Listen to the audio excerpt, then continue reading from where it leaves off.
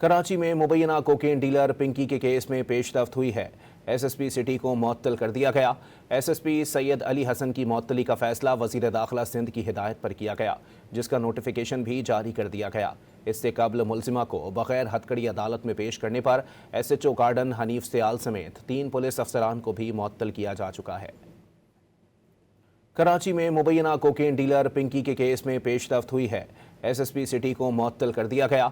SSP Syed Ali Hasan की मुअत्तली का फैसला वज़ीर दाखिला सिंध की हिदायत पर किया गया, जिसका नोटिफिकेशन भी जारी कर दिया गया। इससे कबल मुलजिमा को बगैर हथकड़ी अदालत में पेश करने पर SHO गार्डन हनीफ सियाल समेत 3 पुलिस अफसरान को भी मुअत्तल किया जा चुका है। कराची में मुबैना कोकेन डीलर पिंकी के केस में पेशरफ्त हुई है।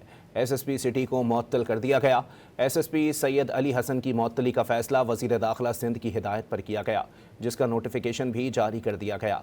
इससे कबल मुलजिमा को बगैर हथकड़ी अदालत में पेश करने पर SHO गार्डन हनीफ सियाल समेत 3 पुलिस अफसरान को भी मुअत्तल किया जा चुका है।